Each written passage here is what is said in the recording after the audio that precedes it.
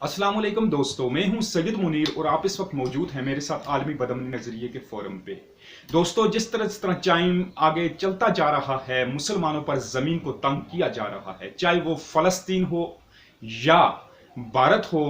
भारत के अंदर बसने वाले मुसलमान हो, इन पर जमीन को तंग किया जा रहा है और इनको काटा जा रहा है। दोस्तों, भारत पे बात करने से पहले सबसे पहले आइए कुछ जान लेते हैं फलस्तीन के इश्यूज के हवाले से, क्योंकि ये दोनों इश्यूज वो इशू हैं जिनको दबना नहीं चाहिए। दोस्तों, इन इश्यूज को मैं बार बार दोबारा इसलिए लेके आ रहा हूं ताकि ये दोनों इशू दब न जाएं, यानी भारत में मुसलमानों का इशू और फलस्तीन के अंदर जो इसराइली बर्बरियत जारी है उसको हम दबने नहीं देंगे। उनकी हम जो न्यूज़ हैं वो चलाते रहेंगे।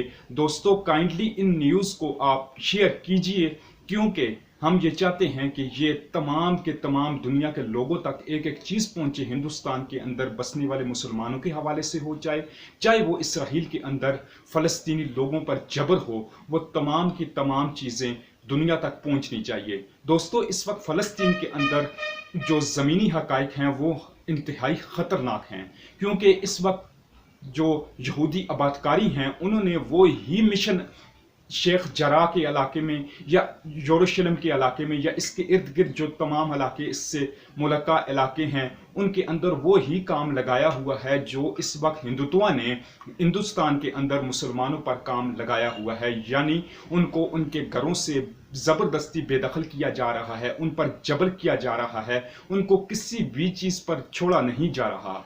इस वक्त सबसे पहली मैं जो आपको तस्वीरें दिखाने ले जा रहा हूं कि आप इसमें ज़रा देखें कि जो यहूदी इबादतकार हैं वो कितने शर्पसंद और कितने ही चालाक लोग हैं। ये इन्होंने मासूम बच्चों को भी नहीं छोड़ा कि जो काली मिर्चें होती हैं उनका पाउडर जो है वो इन्होंने फ़लस्तीनी बच्चों की आंखों में डालते हैं, ये फ़लस्तीनी लोगों की आंखों में डालते हैं।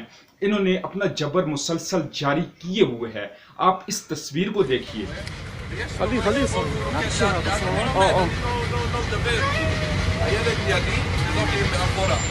פתאום אני רואה בתוך העיניים והפה.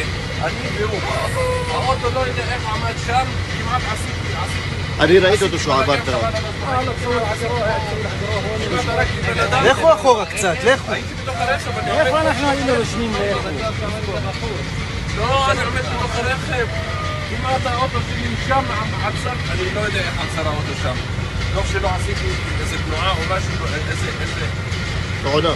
يا جماعة الخير، هلا السيارة هاي كانت صافية، واقف على الرمزون الزلمة معاه أولاد صغار لسه سنة وثلاث سنين يمكن، رشهم غاز المستوطن وضل شارد. جماعة قاعدين هيهم هون. दूसरी जानिब इसराइली हुकाम की जानिब से यरूशलेम के अंदर फलस्तीनियों के घरों पर जबरदस्ती कब्जे के खिलाफ मुसलसल फलस्तीनियों का एहतजाज जारी है।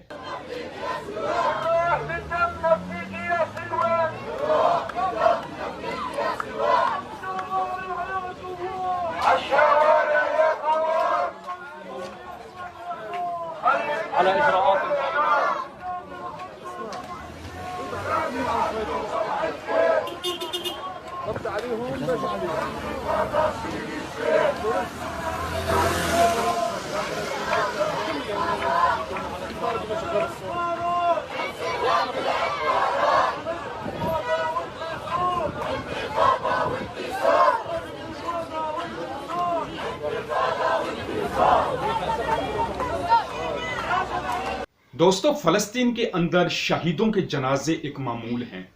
इस वक्त फलस्तीन के अंदर शहीद रोज़ाना की बुनियाद पर शहीदों के जनाजे निकल रहे हैं।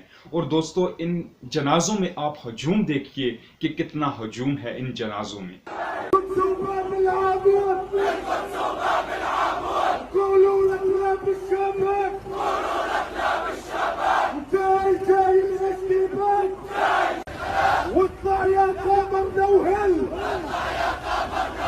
وضوي الكورة الأرضية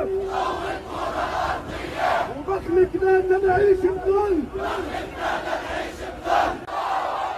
تكبير تكبير يا إخوان، إحنا في جنازة الشهيد، في صف الشهيد. تكبير.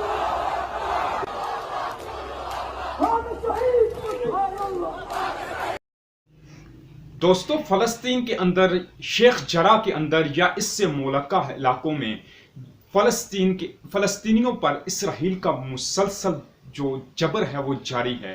इसके साथ साथ जो यहूदी इबादतकारी हैं वो मुसलसल फ़लस्तीनियों को जानी और माली नुकसान पहुंचाते नजर आते हैं। इस वीडियो में आप देखिए कि किस तरह जो यहूदी इबादतकारी फ़लस्तीनियों की फसलों को आग लगा रहे हैं।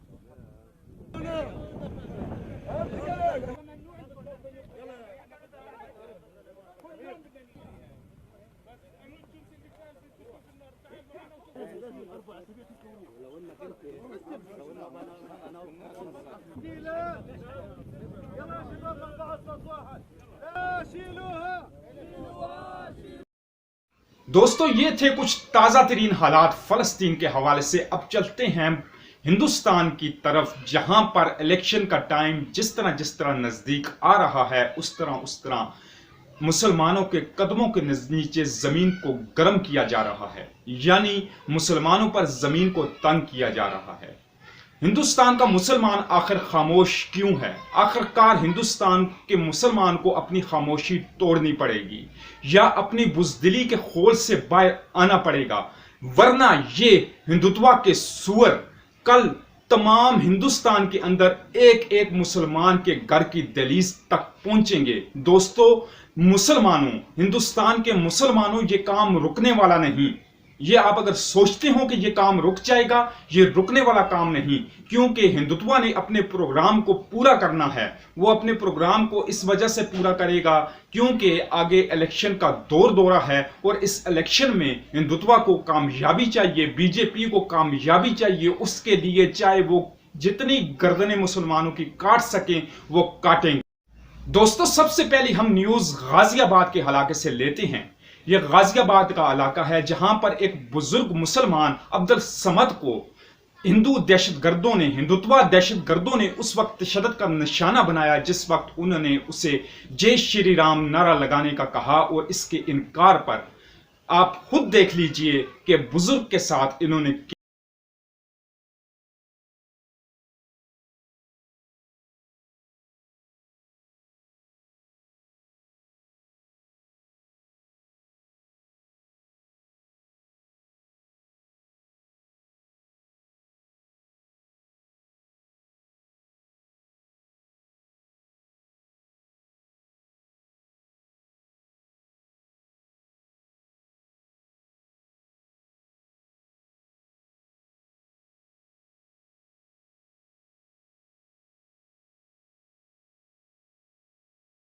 यमुना विहार से है।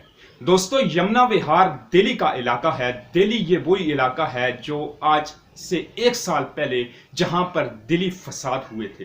दोस्तों, इन दिल्ली फसाद में को पता है क्या हुआ था और पुलिस का इसमें क्या किरदार था और किस तरह एमनेस्टी इंटरनेशनल को हिंदुस्तान को छोड़ने पर मजबूर किया था दिल्ली फसाद के बाद, क्योंकि एमनेस्टी इंटरनेशनल ने पुलिस का सारा चिट्टा खिट्टा खोल कर रख दिया था और हिंदुत्वा का प्लान उन्होंने एक्सपोज कर दिया था, जिसकी वजह से इनके वजीर दाखिला अमित शाह ने इनके अकाउंट सीज कर दिए थे, जिसकी वजह से एमनेस्टी इंटरनेशनल को हिंदुस्तान को छोड़ने पर मजबूर किया गया।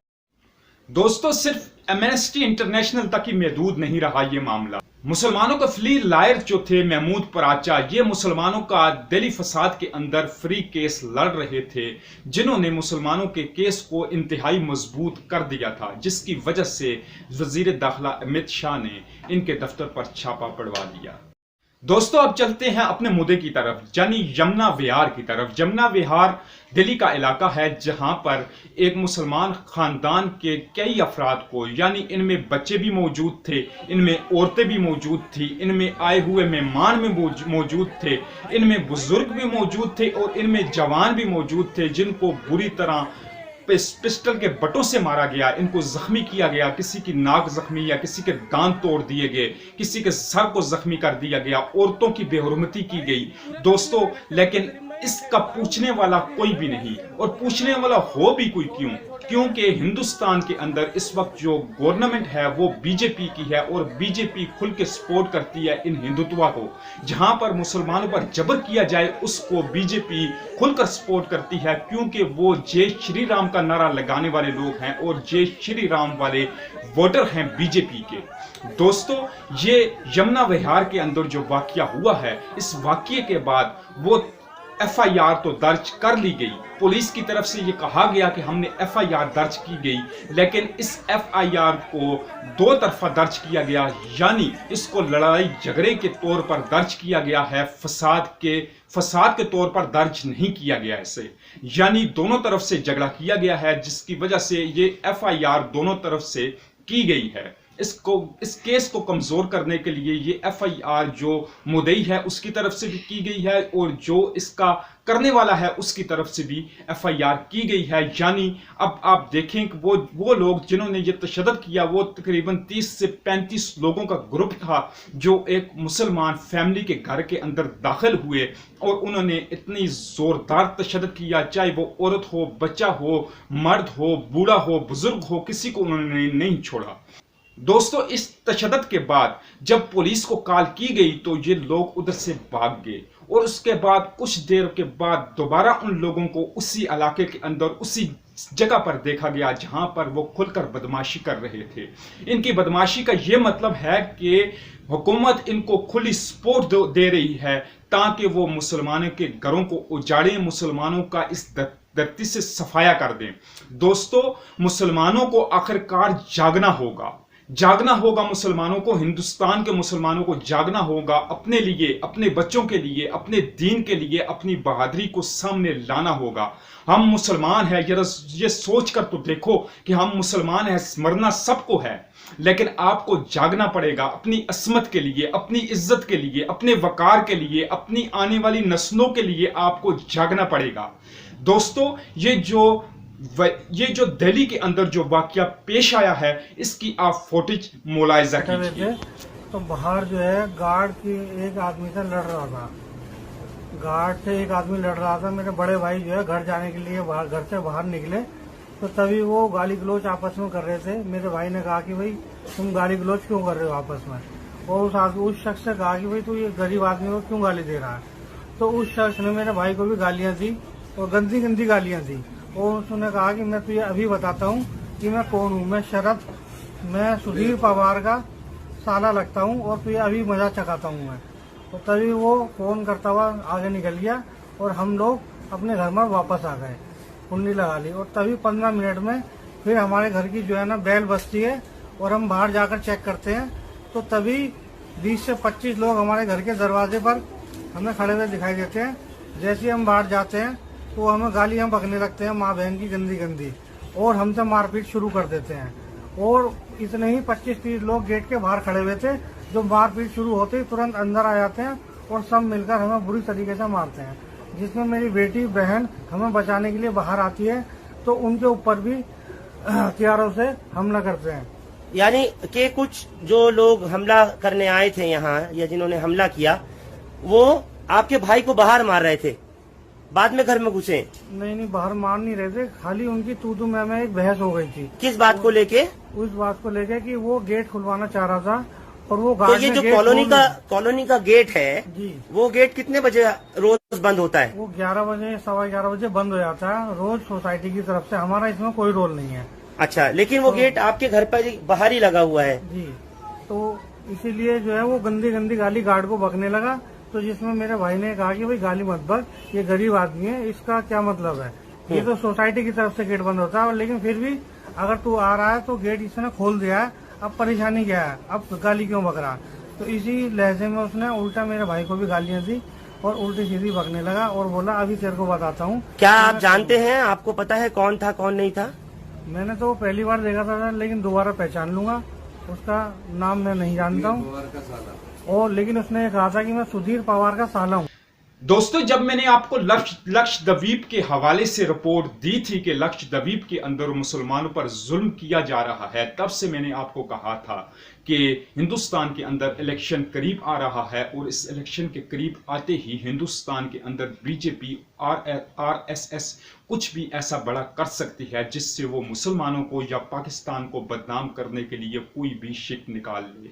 चाहे वो पुलवामा का वाकया हो, चाहे वो मॉब लिंचिंग का वाकया हो, चाहे वो मुसलमानों को घर से बेदखल करने का वाकया हो, इस किस्म के तमाम तर वाकयात हिंदुस्तान के अंदर पॉसिबल हैं, पॉसिबिलिटी मौजूद है। कुछ भी किसी वक्त भी हो सकता है क्योंकि इलेक्शन सर पर आकर खड़ा हो गया है और मोदी को कोरोना ने किसी तरफ का नहीं छोड़ा, किसी तरफ मुंह दिखाने का कोरोना ने मोदी को नहीं छोड़ा, क्योंकि पूरी दुनिया इस वक्त मोदी के ऊपर थू कर रही है कोरोना को लेकर।